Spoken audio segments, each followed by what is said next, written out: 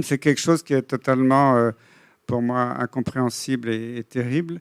Déjà, on a martyrisé nos enfants depuis l'année dernière. Le gouvernement français a été directement responsable d'imposer le masque à l'école pendant 1 an, à l'école, pour les lycéens, les étudiants. Il y a même des études scientifiques publiées qui montrent qu'il y a une chute de l'acquisition des connaissances à tous les âges. Même les petits nourrissons qui apprennent à parler ont des retards de langage parce qu'ils ne voient plus les lèvres des gens bouger derrière les masques. Tout ça, c'est quelque chose d'absolument horrible.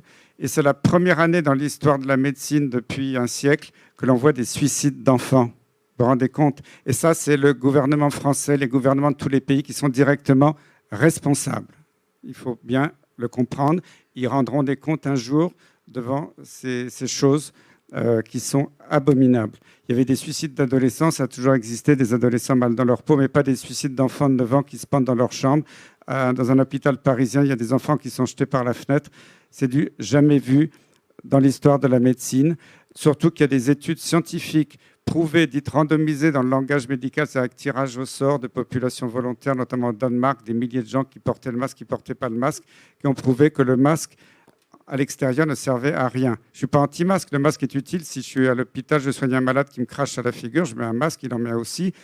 Pour les gens qui ont des symptômes, qui peuvent expectorer des sécrétions virales, le masque est tout à fait utile. Mais cette façon d'imposer le masque à toute une population, toute la journée, au travail, partout dans la rue, c'est uniquement pour vous faire peur et pour vous finir par vous faire accepter ces inoculations de ce produit qu'on appelle vaccin. Alors pour revenir sur la vaccination obligatoire, elle n'est pas encore obligatoire, mais presque des enfants dans les écoles, c'est totalement honteux. D'abord, ces substances dites vaccins ne sont pas des vaccins.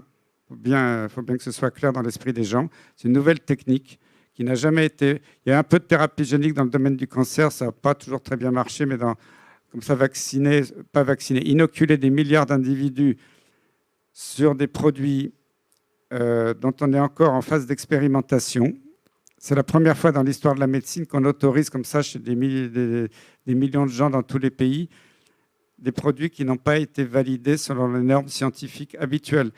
Ces vaccins auront leur évaluation complète pour certains en 2022, d'autres en 2023. Donc normalement, si le gouvernement français, suisse, tous les gouvernements suivaient le code de Nuremberg, tout produit en phase d'expérimentation est soumis à la validation d'un consentement éclairé, d'une signature pour les adultes et puis les parents pour leurs enfants. Donc, s'ils ont violé tout ça, parce qu'on est dans tout ce qui a été décidé dans beaucoup de pays va contre toutes les lois, c'est totalement illégal, ces gouvernements devront en rendre compte un jour. C'est honteux ce qui se passe. Surtout que les enfants ne font pas de maladies. Il y a eu, je ne sais plus, en France, il y a peut-être une dizaine de décès malheureusement en 1 an et demi. Je ne sais plus le chiffre exact, mais c'est un tout petit nombre. Et les enfants ne transmettent pas. Donc c'est uniquement pour imposer cette soi-disant vaccination que l'on fait peur aux gens. Donc je dis à tous les parents, les pères de famille, les mères de famille de tous les pays, résistez. Parce que cette obligation, ça ne va pas durer. On est dans un tel délire scientifique. Il n'y a aucune base scientifique à tout ça.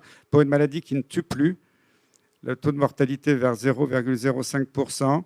Chez des gens très à risque, qu'on connaît, qu'on peut traiter. Maintenant, il y a centaines de publications qui montrent qu'il y a des traitements qui marchent à presque 100% si on les donne suffisamment tôt.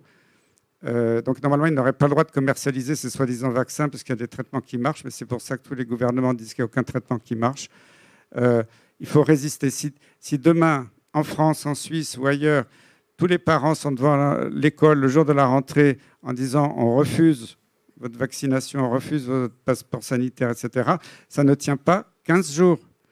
Il faut arrêter de faire les moutons, de dire ah ben oui, ben alors les autres ils font ça, alors je vais suivre. Non, tout le monde doit résister, être solidaire. Maintenant, le pouvoir doit revenir au peuple puisque ces gouvernants nous ont volé notre démocratie.